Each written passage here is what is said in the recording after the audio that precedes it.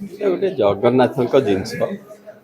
ଆମେ ସବୁ ଆମର ପରମ ଇଷ୍ଟ ଦେବତା ହେଲା ଜଗନ୍ନାଥ। ଜଗନ୍ନାଥ ଯେମିତି ଦେଖିଲେ ଜଗନ୍ନାଥ ବି ଖରାଦିନ ଆରମ୍ଭ ହେଲା ମାନେ ପଖାଳ ଖାଇଲେ। ଆମେ ବି ଶିଖିବା ଦରକାର ଏଇସବୁ କାହିଁ ହେଇଛି ଆମ ସଂସ୍କୃତି। ଯେତେବେଳେ ଖରାଟା ବଢ଼ିବ ପେଟରେ ଅଗ୍ନି କମିବ, ମନ୍ଦ ହେଇଯିବ। ଅଗ୍ନି ମନ୍ଦ ହେଲେ ଯଦି ଆମେ ତାକୁ ଫୁଲଫିଲ୍ କରିବାନି ତାହେଲେ ରୋଗରେ ପଡ଼ିବା। ତ ପଖାଳଟା ଖାଇଲେ ଅଗ୍ନିଟା ବାଲାନ୍ସ ହେଇକି ରହିବ ପେଟରେ। ଆଉ ସେଇଟା କାହିଁକି?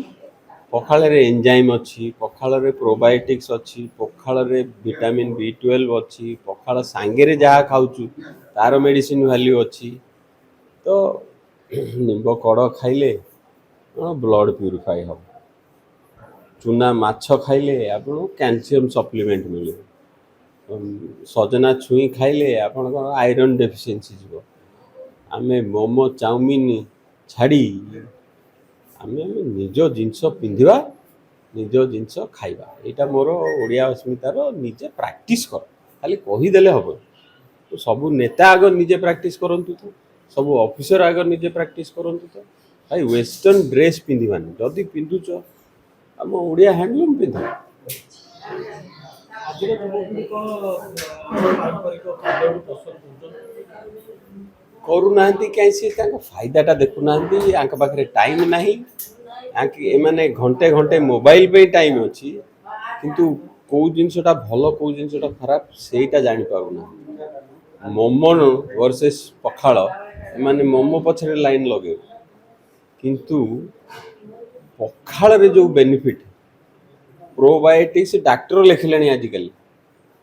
ଡାକ୍ତର ଆକ୍ଚୁଆଲି ପ୍ରୋବାୟୋଟିକ୍ସ ନ ଲେଖିକି ଲେଖିଦେବା କଥା ଯେ ଭାଇ ଅଧ କଂସେ ପଖାଳ ଖାଇବ, ତୋରାଣି ପିଇବ।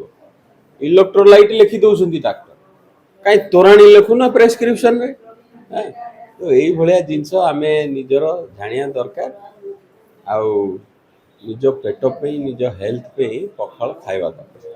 ପଖାଳ ଦିବସ ତ ସୁରବାବୁଙ୍କୁ ପଖାଳ ଭଲ ଲାଗେ, ସେ ପଖାଳ ଦିବସ କରିଛନ୍ତି। ଆଉ ସମସ୍ତେ ସମସ୍ତେ ଖାଇକିରି ଗଲେ ସେ ଖୁସି। ଯାଇନ ସେ ସମସ୍ତେ ଖାଇକିରି ଗଲେ ତାଙ୍କର ବହୁତ ଖୁସି, ସେଇଟା ହେଉଛି କଥା।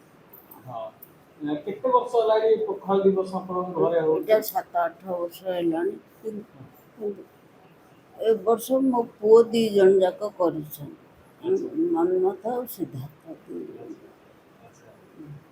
ଆପଣଙ୍କୁ କେମିତି ଲାଗେ ଆପଣଙ୍କ ଘରେ ଆସି ଏତେ ଲୋକ ଭାତ? ମୋତେ ବହୁତ ଭଲ ଲାଗେ। ମୋତେ ମୋର ଅଭ୍ୟାସ ସେଇଟା।